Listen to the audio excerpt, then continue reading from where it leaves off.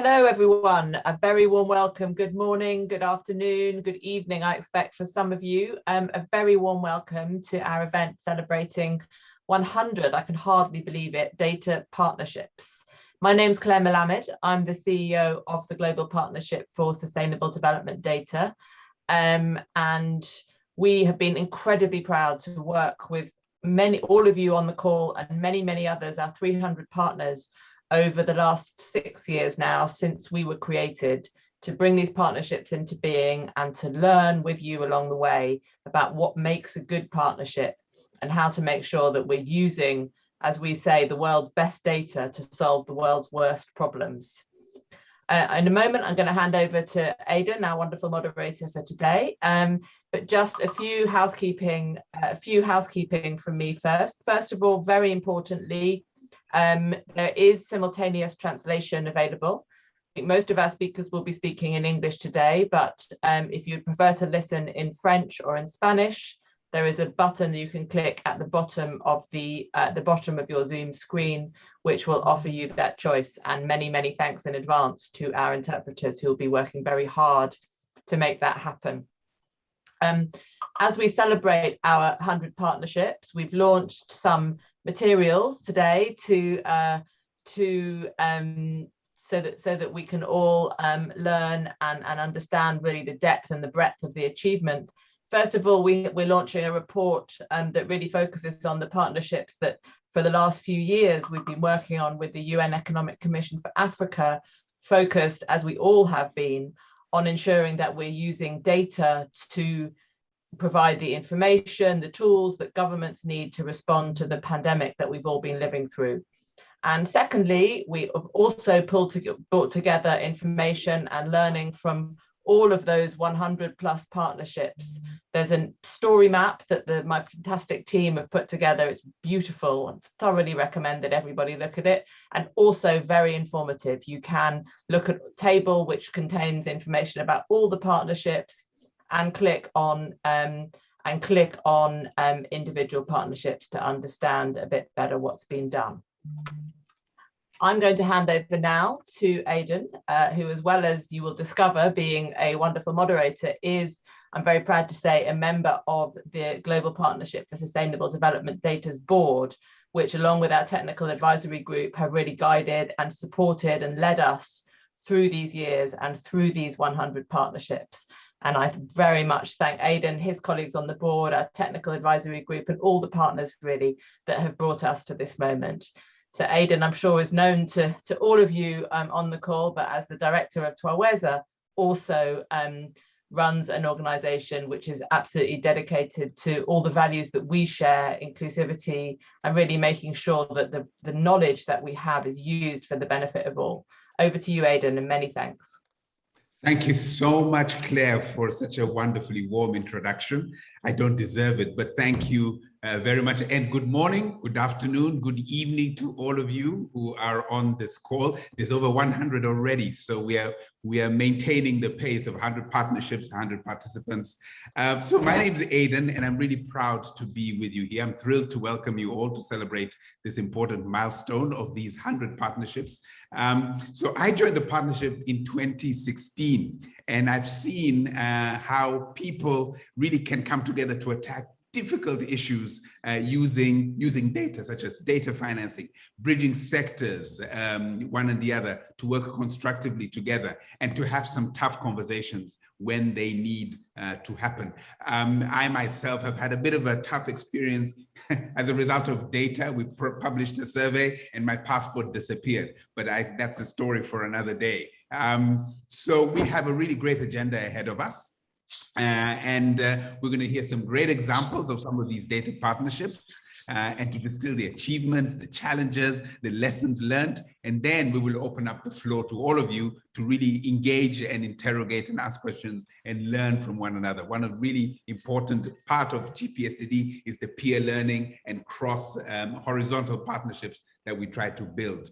So let's kick us off in an interactive sort of way. We want to have a short poll with you. You can see the slide on your screen. Join it at slido.com, and the number is 171 393. So we want to ask you about how you feel about partnerships, and partnerships in essence are relationships, typically evolving, we talk about data and tech, and we talk about sometimes very high-tech stuff, artificial intelligence or automation, interoperability, and other things that I can barely pronounce. But really, what really moves things forward is relationships. So your assignment is, please use one word to describe the most important elements of relationships. One word, not sentence. And let's see what comes up in the Slido here. I can see already you're typing in, which is fantastic. Use any language. I know so far I'm only seeing English. Let's see if we can have some Spanish and French for those of you who speak those languages as well. I need to brush up on my Spanish, Honorable Vice Minister. So let's see what we are seeing. Trust still is huge.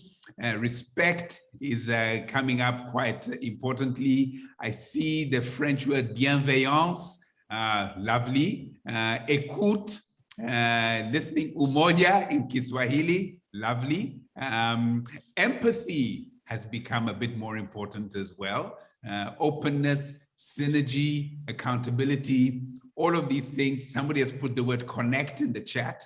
I haven't seen the word connect in the Slido, but this is one way for us also to collect data on how you're feeling and how you value some of these elements for the work, and what strengthens, what's the glue that holds these relationships together. So that's amazing, but trust clearly is the winner. And after trust coming together as number 2, with the silver medal, umoja, which in Kiswahili for unity, respect, empathy, communication. So these are the 5 words that I think really characterize trust. So let's dive right in then and hear from the people who have driven these partnerships and have some lessons to share with us. We're going to have 4 lightning talks, and we'll start with one from Puntland. And the first lightning talk is going to be about geospatial skills for disaster risk monitoring and reduction in Somalia. A mouthful, but I want to invite Abdullahi Kelly, who is head of the research unit at the Statistics Department of Puntland. Abdullahi's team was supported with geospatial analysis training, and then they deployed this for disaster risk monitoring in the real world case of responding to tropical cyclone Gati late last year. Abdullahi, welcome, and over to you for your lightning talk. Hello, everyone. Good afternoon, good morning, good evening, depending on where you are. I hope you hear me clearly. We can hear you very clearly. Yeah, I just want to talk about kind of partnership that we had with Global Partnership for Sustainable Development Data. In 4 minutes, I just want to say that, just want to tell an history about 1 year ago in June 2020, where the whole world was suffering from the unprecedented challenges of the pandemic following a series of technical consultations. Here in Somali National Bureau of Statistics, we identified 2 key needs for estimating the impact of COVID-19 on our country's population. This was capacity building in GIS and capacity building in satellite data analysis. We worked with Global Partnership and UNECA through COVID-19 data for a Resilient Africa initiative to identify partners that could support the needs that we have talked about. And over a 2-month period, GRIT, which is a partner with Global Partnership for Sustainable Development Data, provided a comprehensive training and certification package for statisticians in Somalia. The virtual nature of the capacity building program gave us, as statisticians, easy access to international experts and increased our confidence in learning remotely. Additionally, here in Puntland Department of Statistics, we identified the development of a geospatial data hub and visualization dashboard for tracking COVID-19 indicators as a short-term priority. However, the main challenge in the complete delivery of the data hub was a lack of accurate demographic data on Puntland, as there has not been reliable comprehensive census in the region since 1984. And as things stand out, the pandemic will not be the only challenge presenting Puntland Statistics Department with an opportunity to demonstrate the agility gained from the training with Grid3 team. In November 2020, 1 month later after the completion of the training, unfortunately, tropical cyclone Gati made a landfall on the state's region coastline. And from the outset, the department, the statistics department, was ready to use the GIS skills to monitor the cyclone and rapidly assess its impact. In fact, this was not something, this was, something new to us, because in the last 10 years, we had 3 or 4 cyclones, but we were not able to do or monitor, or at least try, because of inequality of skills. While we did not yet have the exact population data, we were able to use the data from UNFPA Somali Population Estimation Survey from 2014. And more importantly, we identified and mapped the cyclone path, its magnitude, the number of villages, roads, other critical infrastructure that would be in its path for reference of preparedness, emergency, and recovery efforts. We were also able to triangulate data from various sources and extrapolate the number of people affected, as well as identify vulnerable groups like ATPs and pastoralists. I think it's now evident how important this partnership has been to us, because without the GIS tools, the capacity building facilitated by all these actors, especially GBSDD, the Department of Statistics would not have been able to provide an appropriate response to this major crisis, and our losses would have been critical. Currently, we're in the process of updating our administrative, operational, and statistical boundaries using the same skills that we have gained from the training for the preparation of census planning activities in 2025, using the technical capacities we gain. And this entails support for digital mapping and increased use of GIS to improve quality of census. Thank you for having me. This is what I can say. That's fantastic. That training you used you trained for something else, COVID-19. Here comes a cyclone, and you're not caught by surprise. You know where people are, and you can at least provide the emergency response in an anticipatory manner rather than being on the back foot. I think that's a great example. Let's move right on. Thank you very much, Abdullah. Let's move to, again, on understanding an unequal COVID-19 pandemic. I think the whole world knows how unequal the experience and the impacts have been, including vaccination rollout has been very unequal. And to speak to us about this is Seshani Selvaratnam, International Program and Policy Lead at ActionAid. So Seshani worked with representatives of over 20 civil society organizations to understand the unequal impact of COVID-19 on marginalized communities, from Brazil to Bangladesh to the elderly in Norway, and advocate for an inclusive recovery. So Seshani, over to you. Thank you very much, Eden. Hello, everyone. I'm very pleased to be able to share with you about the Civil Society Collaborative, where we were able to bring 2 communities together to share, explore, and advocate about the needs and demands of the most marginalized communities with whom we work on an ongoing basis. So as alluded to earlier, I think we all live in a world which looks much different now to post-2020. And one of the key areas we have seen is how the pandemic has deepened existing inequalities and disproportionately affected those who are living in poverty and exclusion.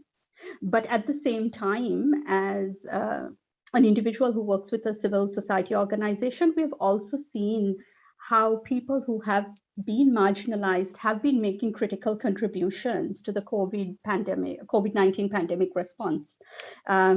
They've demonstrated their remarkable resilience. They have adapted to the needs, the effects of the pandemic, including even finding alternative sources of income. But in contrast to these efforts from the communities, we have seen that official government responses have at times often overlooked or excluded people who are living, who have been marginalized. And so it has exposed existing considerable gaps and biases in official data that is published and used by government agencies and others as a response. So data gaps in itself then have rendered many individuals, groups, and communities invisible, thereby excluding them from national responses. And so against this backdrop, the two communities that I spoke to about, one is called the Leave No One Behind Partnership, which has precisely been promoting the generation and use of community-driven data to give voice and agency to the marginalized communities, and with the in the implementation of the SDGs. And the second group is the Inclusive Data Charter partners, who mobilize political commitments, meaningful actions with from government, multilaterals, and civil society to advance inclusive and disaggregated data. So these two communities, we came together at the end of 2020, recognizing that we both had things we were doing in common, that we both had civil society organizations in our networks who were already capturing the needs and the demands and contributions of the most marginalized communities who had been missed or excluded from official government responses. And also as civil society organizations, we had also redoubled our efforts. We had been collecting, generating data, either as civil society or some where we supported community-led initiatives to develop, to collect this data from on the ground. And our aim as such in the collaborative was very much to create that holistic understanding of how people who have been marginalized were impacted by the pandemic, their responses, and their resilience. And so what we found quite invaluable here was that by bringing together our collective efforts, we were able to map and understand the needs across the country, and even in the regions where we brought together data from, as you said, in 20 plus organizations. And as a collaborative, I think what was a strong point for us bringing these two communities was the diversity in the voices and the groups. We heard from indigenous people to ethnic minorities to displaced, internally displaced populations, refugees, persons with disabilities, women and girls and young people. There's of course much, much more. And in the report that we recently launched, we highlight 5 common issues and impacts for people around access to health, income and livelihoods, food insecurity, education, and violence, abuse, and discrimination. You should be able to access the executive summary, which we have translated into 6 languages, and the full report, which is for the moment in English. And the link should be in the chat box for you to read through it.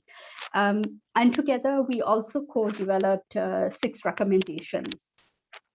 So just to perhaps also reiterate here, this report wasn't meant to be a comprehensive picture about the realities experienced or looking at government responses, but what was really key is the focus on using insights from communities and civil society data to motivate more inclusive pandemic response and recoveries, and to demonstrate the value of this data. In conclusion, from as I said, from inception, we wanted more to give voice to communities. And this is what we did.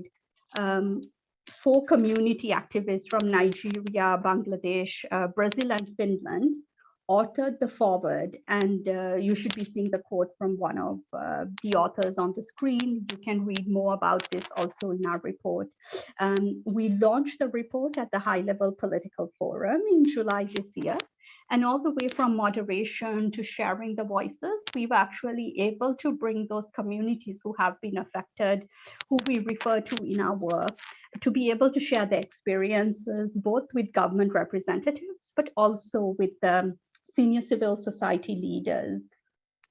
And in conclusion, the collaborative efforts to date have demonstrated the power of data generated by communities and civil society organizations to increase the visibility, agency, and the prioritization of people and groups who have been marginalized. Over to you, Aidan.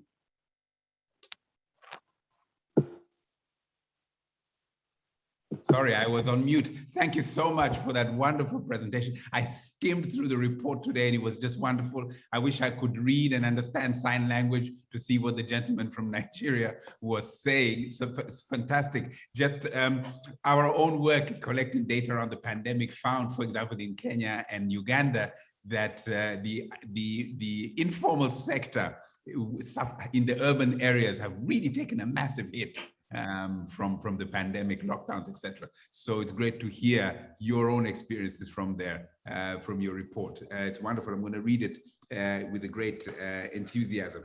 And so the third lightning talk, I'm going to invite Haishan Fu, Director of the Development Data Group at the World Bank Group, and she will tell us about one of the first partnerships we brokered, the Collaborative Data Innovations for Sustainable Development Fund, World Bank Fund.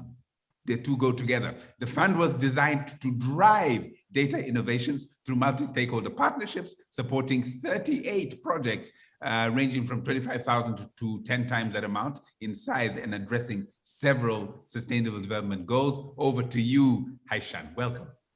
Thank you very much, Aidan, and a big hello to everyone. It's really such a pleasure to be here together, celebrating this important milestone of our GPSDD. So thank you all to be here. The partnership I'm talking about today is indeed the Collaborative Innovation for Sustainable Development Fund, or we call it Data Innovation Fund.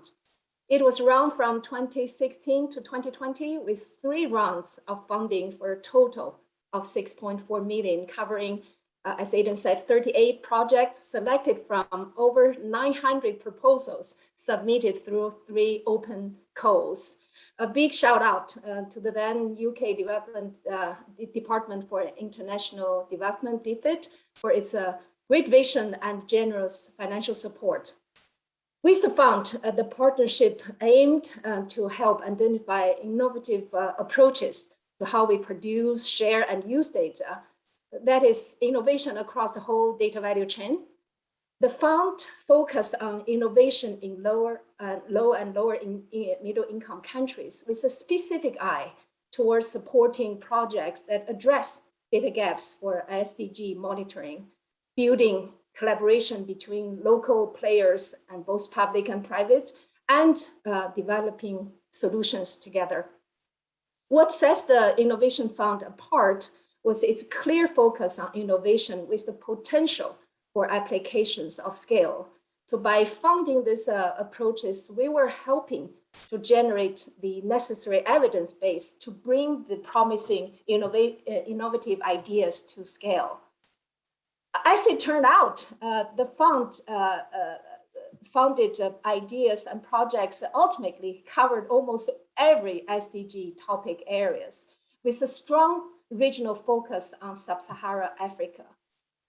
The funded projects included predictive machine learning to identify patients who are likely to fail to return to HIV-related health care in Malawi and South Africa, a pastoral early warning system in Sahel, to help livestock herders make decisions in mitigating against drought. The project also covered the possibility of using digital and spatial technologies to help with disaster governance for landslides and floods in Nepal and many, many more. But one project from the latest round ties very strongly with what now at the bank we are focusing on promoting, that is green, resilient, and inclusive development.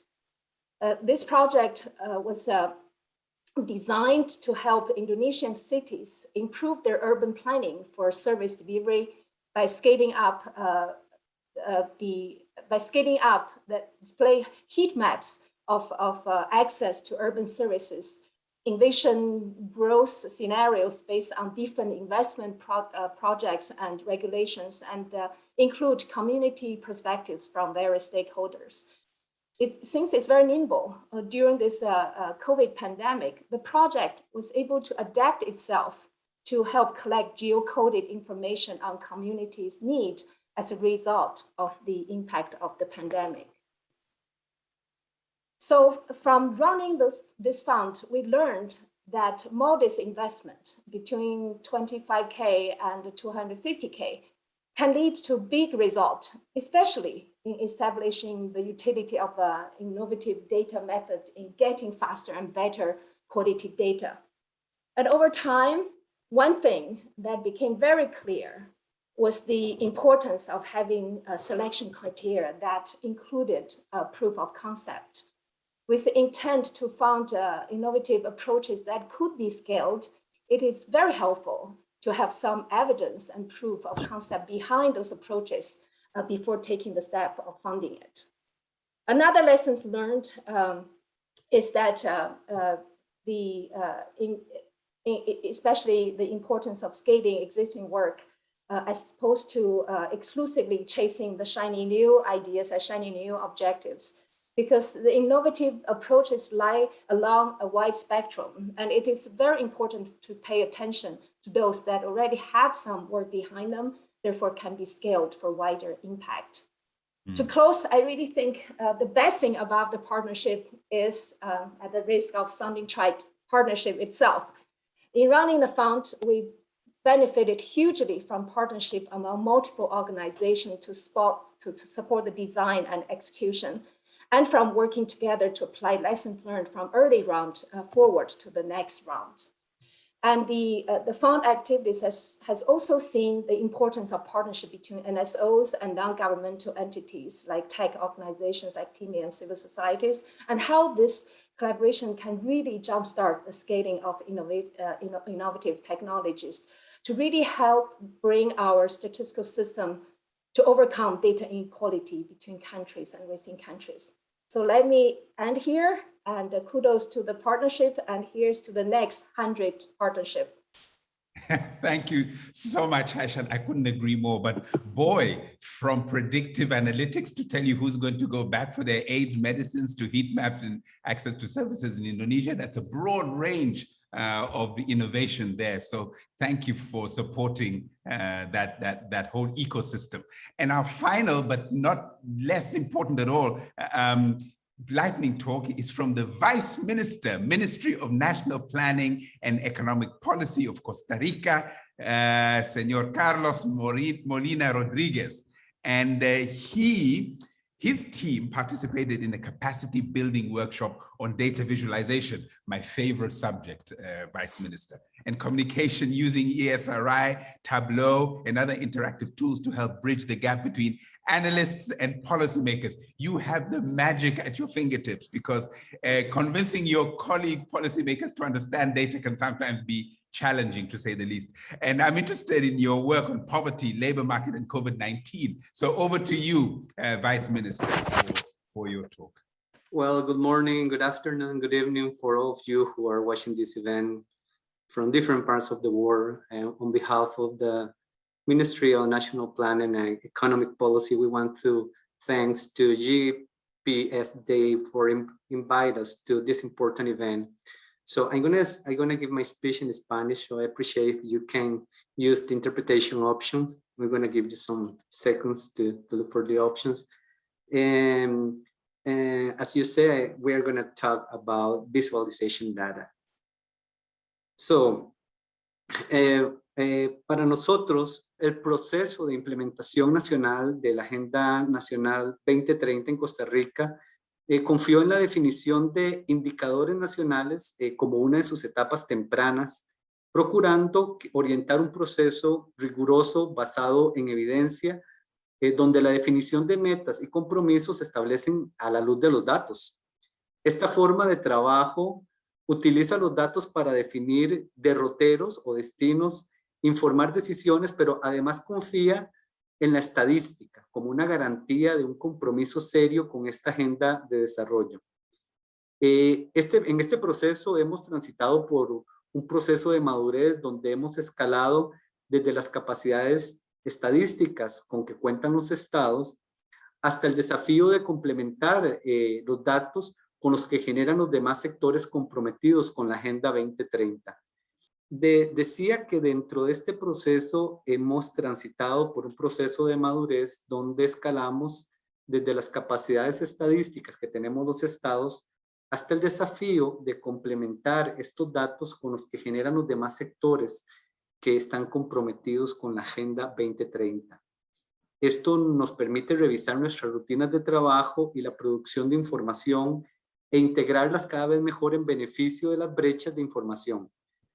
Puntualmente, el proceso nacional es un proceso por excelencia, un proceso de establecimiento de alianzas en función de voluntades, de compromisos, de intereses entre los actores, donde los datos son el lenguaje que permite a estos actores comunicarse y concretar acciones. Dentro de las iniciativas del Global Partnership for Sustainable Data, hemos encontrado el apoyo para que las instituciones que ejercemos la Secretaría Técnica de los Objetivos de Desarrollo Sostenible contemos con un mejor uso de los datos y la complementariedad de la información oficial. Por ejemplo, hemos logrado mejorar la expresión de la pobreza en el territorio y de esta forma dirigir la política pública hacia esos espacios donde se requiere ajustar, procurando que la atención de las personas en condición de pobreza o pobreza extrema se responda cada vez más rápido y sea acorde a las políticas públicas que estén a la medida.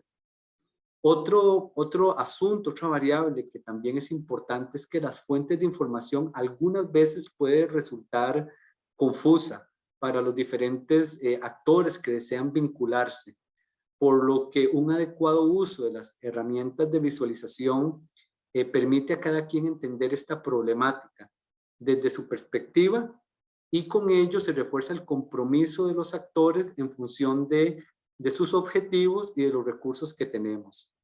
Igualmente hemos contado con el apoyo de aprovechar mejor los registros administrativos y con ello llenar los vacíos de información que siempre van a existir, además de ir hacia sistemas estadísticos nacionales mejor adaptados a las cambiantes condiciones de nuestra sociedad, pasando así de discutir de las limitaciones de los instrumentos tradicionales a aprovechar más las fuentes de información. De esta manera, al integrar fuentes de información, herramientas de visualización y actores que las utilizan, contamos en la región con un lenguaje común y que promueve la integración, pero además permite un análisis riguroso. De esta forma, el uso de los datos y la mejora de las visualizaciones genera beneficios tales como la confianza entre los actores, que de hecho la confianza fue la palabra que más resaltó en el ejercicio que hicimos al inicio de este evento, un entendimiento cada vez más claro de los desafíos que hay que afrontar y cuáles son los recursos disponibles, al igual que un diagnóstico sobre las capacidades institucionales instaladas y los espacios para las contribuciones de los actores no estatales. Finalmente, creemos que el uso y la producción de datos es un medio para un proceso de implementación más riguroso, pero que a su vez es un proceso en el que se informa si este ha sido riguroso, si ha sido participativo y sobre el compromiso real de las autoridades y los sectores afines. Nuevamente quisiera agradecer a GPSD por invitarnos y por ser socios colaboradores en este proceso. So thank you very much and congratulations for this milestone that is going to help us to all of us. Thank you so much, Vice Minister. And once again, double thank you for your patience, given these technical glitches that we had. But I really picked up something wonderful there when you say using that data to understand where the extreme poverty seems to be in Costa Rica so that you can target your policies much more directly there, much more focused and hopefully much more impactful. That is amazing. I'm trying to do some visualization on a blog post I'm writing about mask wearing amongst government officials in Tanzania. I hope it doesn't get me into trouble, but hopefully the visualization will help policy here to also boost the use of masks. So thank you so much to all of our wonderful presenters. Thank you, Selvaratnam, Abdullahi, Haishan, and yourself, Vice Minister. I hope you can stick with us because now I would like to open the floor for questions and reflections. So please type your questions via Slido, and we'll try to answer as many as possible. But if possible, please include your name and your affiliation, and you can ask them in French or English or Spanish, and then we shall try to answer them there. But maybe while you are thinking about your questions or comments and reflections, I could maybe just launch with one to you, Selvaratnam. You had 20 civil society organizations. Can I ask you, what was the toughest thing about that partnership, and how did you address maybe some of the bumps in the road of a partnership? Yeah, I could see that question coming from our last slide. I think one of the biggest things there is trust, isn't it? Right. Coming together. So I think one is that we expect everyone is civil society organization. We have the same ambitions. We are always sharing information, and we are. But then it's a whole nother question when we have different donors supporting our projects, how data is initiated, how is the data protection, how do we use it, and all this. I think it came from an idea of two networks wanting to see how can we connect and speak to those stakeholders we all had contact with. But I would say that initially it's a time of bringing a few committed organizations together who say, do we have the same shared vision and understanding of why we need to do this now, and how do we take that forward? And that is then also that from there, you reach out to those in your network, so those who you have already worked with in partnership, right? So I think it started with a much more smaller group. I'd say it was maybe 5 or 10, and then we have had others joining us because we have been collaborating on different initiatives and partnerships, and then all coming together to actually say, no, we think it's timely that we connect to look at the pieces of information together.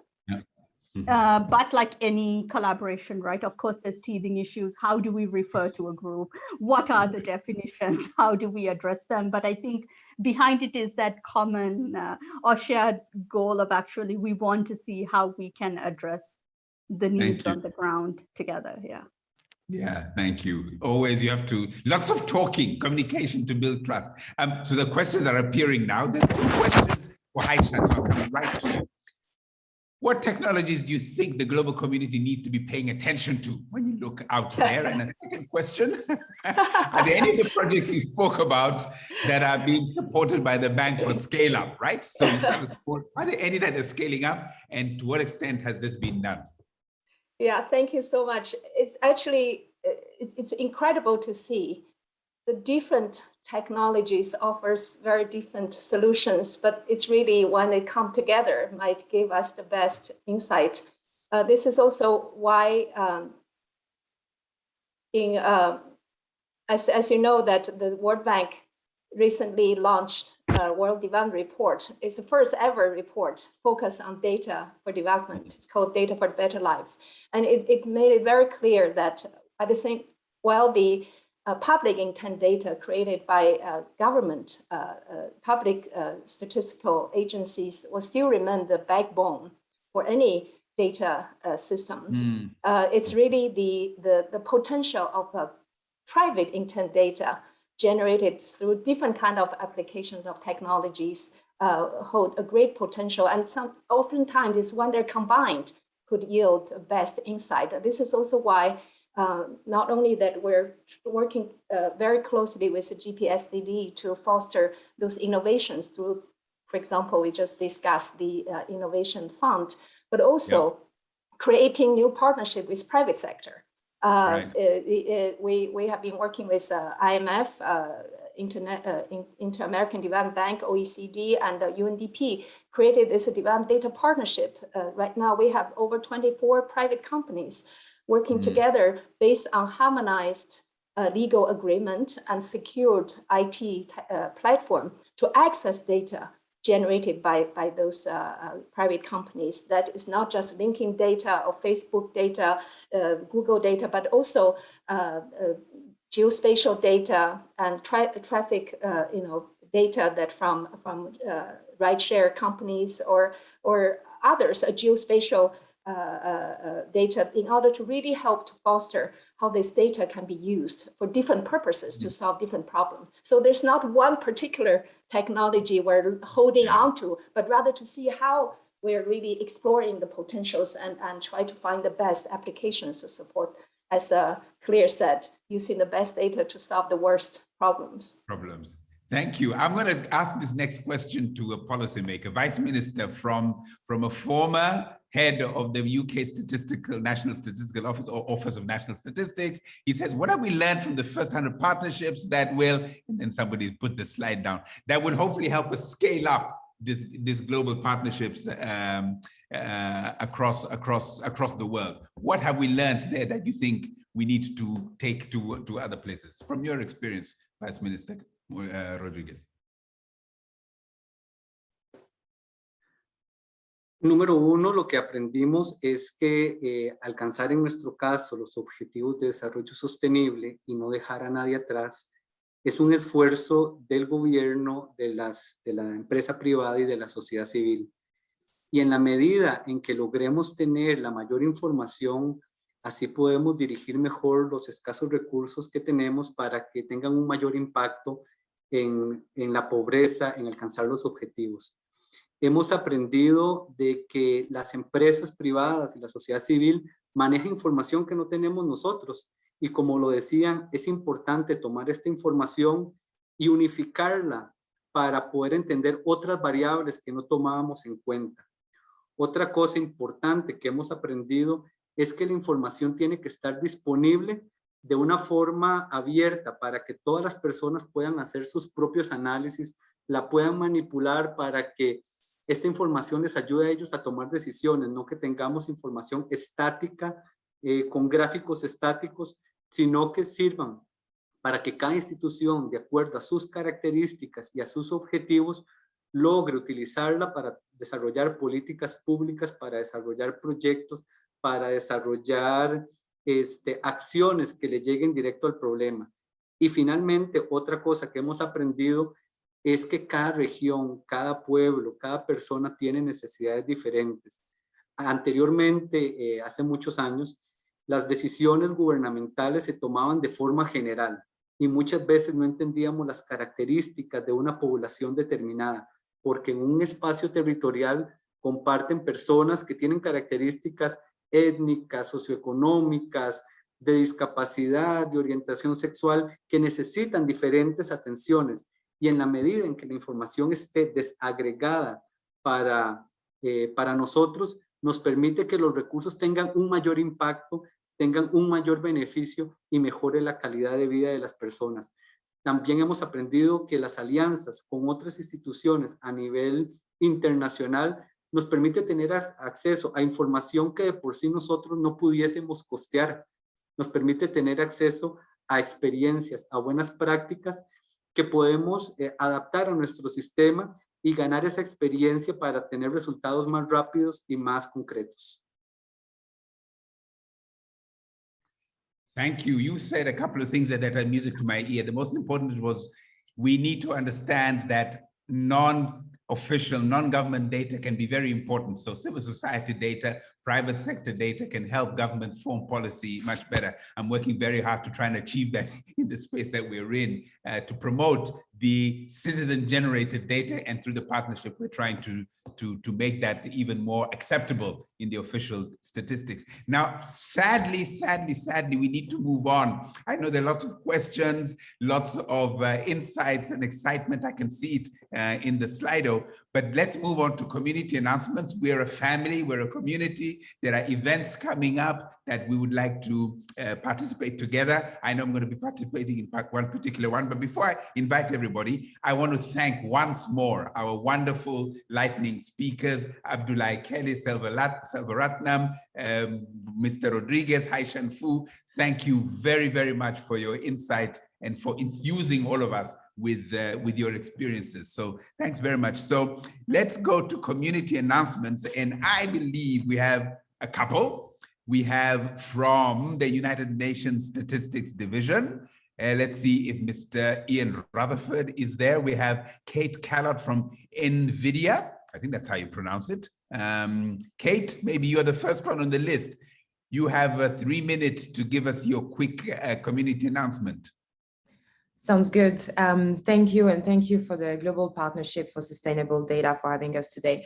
As NVIDIA, we're a private technology company, as most of you might know. And one of the things we've been looking at is how do we accelerate economic development in countries through better access to AI and data science tools.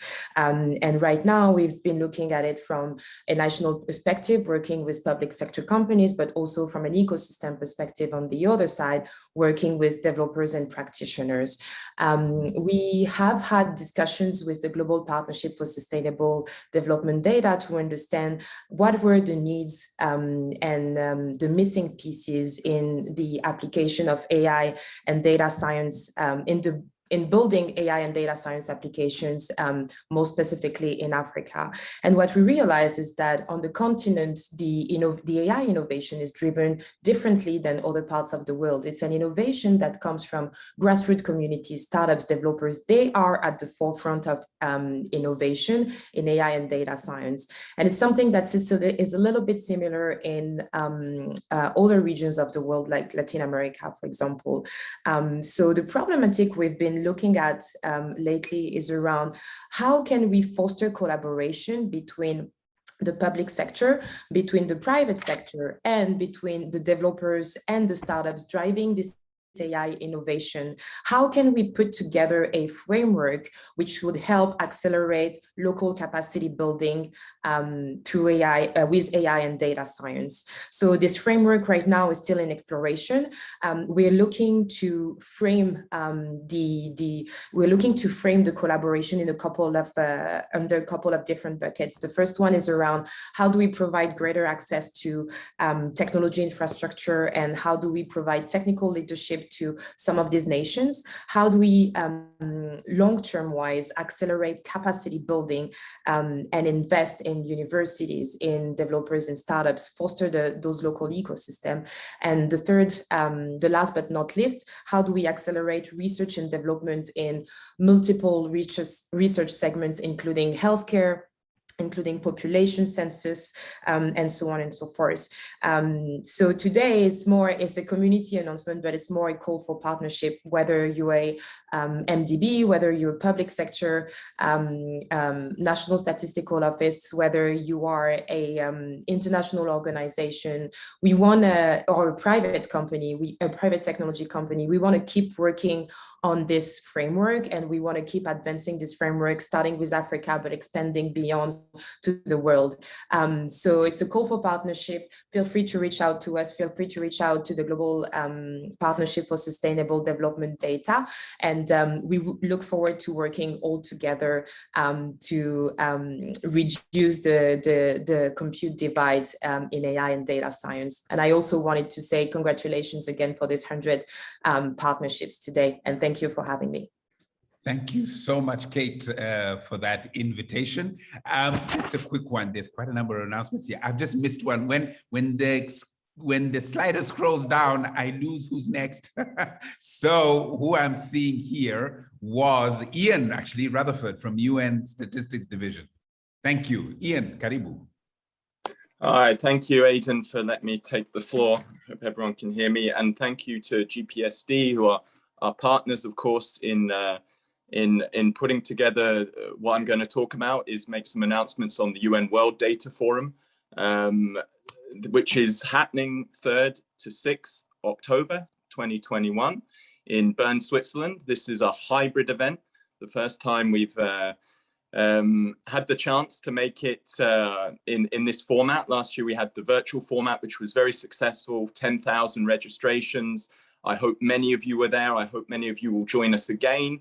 I've just put in the chat a link to what we announced yesterday, which was that we've opened the registrations to access the virtual platform, which whether you're attending in person or you're intending to attend virtually, you can access that platform, and it has all the information on all the speakers that are going to be present, all the information from the program that we've had on our website for such a long time.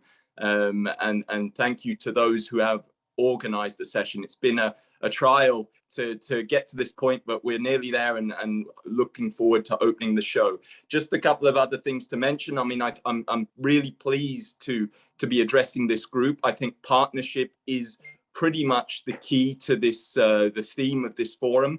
If any of you have managed to look at the outcome document that we put out for public consultation, it just closed on Monday, that it's all about looking at all the different players that we need and particularly through the COVID pandemic have come together to help us give the data solutions that have been necessary during this health crisis. Other things to mention, during the summer, we ran some data stories for those who submitted those. We're still looking through them. We're going to figure out how to put them on various parts of our communication program, as well as what we mentioned in that announcement was to pepper some through the high-level plenaries, which we'll have 7 throughout the program, as well as about 70 parallel sessions. So a lot to dive into. And as I said, all that details is on the platform that you can register through there. Final thing to mention is we still have a call for blogs, which is ongoing until the end of the forum. So we're happy to continue to publish those blogs up until and even after the forum. And I think that's a real important component part of the forum. So without that, further ado, we're looking forward to welcoming you, whether it's virtually or in person, and wishing everyone safe travels and safe health wherever you are. Thank you.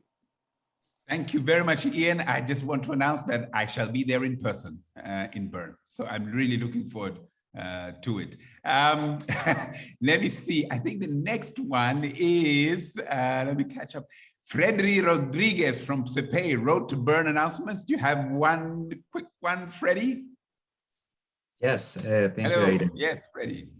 Hello, can you hear me?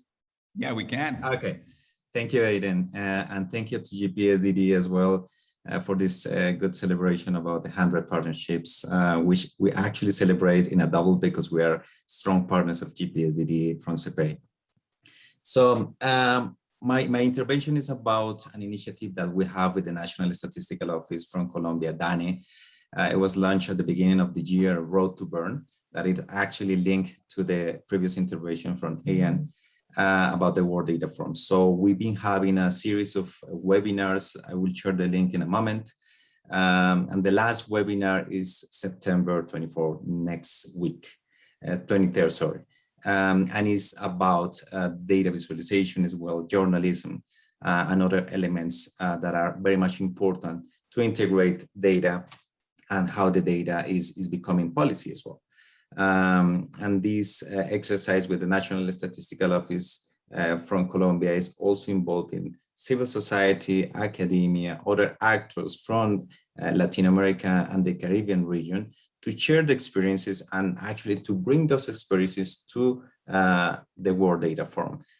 We are aware that the region has no strong representation in the World Data Forum, and that's our aim through the initiative Road to Bern, to bring more actors to the World Data Forum, but also to be able to share those experiences from the Global South as well. So thank you, Aiden. That was my intervention. Thank you. Please look for me there. I want to share some experiences and learn from you. Thank you. Fantastic, Freddie. Next, let's have Andrew Zahranich from Govlab. Thank you. Am I live? Yes, you're live. Sorry. Thank you to the Global Partnership for Sustainable Development Data, and thank you all for being here. I just want to talk very briefly about the 100 Questions Initiative, which is our global smarter crowdsourcing effort to identify the most pressing high-impact questions that could be answered if relevant data sets were used in a responsible manner. Our work relies on a participatory methodology for defining and prioritizing questions. This is done by soliciting global experts, our bilinguals, who are experts in both a given field, as well as data science. Our most recent domain, we've had several, including migration, gender, air quality, the future of work, is governance, which we are collaborating with the Asia Foundation Center for Strategic and International Studies in Indonesia, the BRAC Institute for Governance and Development, and others, has currently opened its public voting. So we worked with approximately 130 experts from around the world in order to develop some questions about how we can make governance more efficient, effective, and equitable via data. And now we're looking for public input on those questions. So I've shared a link in the chat to that domain, but if you would be kind enough to both look at the 10 questions that were developed by our experts, as well as share that link with your network, we would be greatly appreciative. This work is only possible if we get a wide variety of people from various backgrounds to contribute. So if you could just look and then vote on the questions that you think are most impactful, we would be greatly appreciative.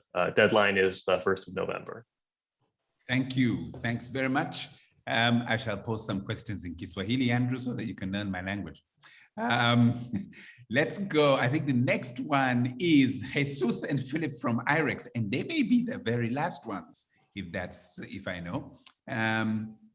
Jesus and Philip. Davidovich. Hi. Hello, Aiden. Hi. Thank you all for putting on this panel discussion. Really appreciate it, and connecting with the large partnership network. Myself, I'm joined with Jesus Melendez. We work at IREX, a global education and development organization. We're excited to announce the upcoming op-ed piece that we're announcing the launch of a new initiative, which is called the Data Learning Journey. So how IREX approaches data use in our programs is strengthening the capacity of public and civic institutions to use data and evidence to more effectively develop policies, provide services, achieve desired outcomes, and enhance transparency and accountability between constituents. Over the last couple of years, some of the products that we've developed include kind of curriculum design, known as the Data for Leaders curriculum, assessment tools like the Data Compass tool, as well as some emerging tech like machine learning, media content, and analysis tools. With this upcoming initiative, we're really excited to launch in the next week or two. It's basically elevating data and evidence within an organization to learn, iterate, and improve outcomes as a key cross-cutting priority that's relevant to our 2025 strategic mission. So the data learning journey is our IREX's approach to build and sustain a data fluent culture in public serving institutions and mission-driven organizations so they can harness the full potential of data and related technologies, both responsibly and ethically. The three key kind of takeaways we're hoping for with this initiative is that institution staff can transform data into knowledge that informs decision-making and actions across every level of the organization. It's kind of the approach to try and democratize and demystify the basics of data science and how to use those to inform effective decision-making. The second is gathering evidence and measuring our impact. And finally, understanding the complex problems, development opportunities, and seeking sustainable, inclusive, and equitable solutions. So we'll be sharing again that op-ed piece in the next week, and with more detail into this network. And we are excited to hear from any other partners that might be going through this initiative as well, or trying to build something similar. We're piloting it internally with IREX. We want to practice what we preach before we develop it with a lot of our partner organizations, and we want to hear from anyone that might have similar experiences. On a core thesis and guiding principles of this tool is that all staff, regardless of their role or position, contribute to an organization's data and evidence to learn, iterate, and improve outcomes. And that data is at its heart a tool to learn collaboratively. So the 4 components that go into that data learning journey are understanding your data persona across different roles and responsibilities, your relationship with data as it relates to your work, building your unique data literacy competencies at scale. We kind of like to call it packing your data skills pack to identify where you want to go in with your work. And then developing a data fluent culture. That's the efficient comprehension and use of data in your work for decision-making purposes. And then finally, we kind of are really excited to highlight that the tail end of this journey, there's trying to integrate a data challenge that they can directly use in their programs and serve their communities. And through this whole data learning journey, we're really excited to hopefully improve our impact within our work and share experiences and see if we can integrate it with other programs. So again, look out for that op-ed piece in the next week or so. And if you have any thoughts and contributions, we'd love to connect with this great network that's also doing some outstanding work. So thank you again, Aidan, and look out for some links that Jesus will drop in the chat. Fantastic. Thank you, Philip. I shall need a personal consultation with you on precisely that. My data persona. I didn't know there was such a thing. So I think we've reached the end of our short time, but packed time together. I think it's been a fantastic webinar. We had 4 great stories. We heard from the World Bank, from the Vice Minister of Costa Rica, from Puntland, and they're anticipating of the impact of a cyclone. And we heard from the COVID-19 inequality experiences across many countries. And thank you for your questions. Thank you for the community announcements. Brilliant. I've learned lots. I've been inspired a lot, and I hope you have too. So for those of you who are going to be physically in Bern, see you then. The rest of you have a great, safe one. And let's see you virtually again at another one of these webinars. Thank you all very much and have a great morning, afternoon, and evening. Goodbye from Dar es Salaam in Tanzania, and take care, all of you.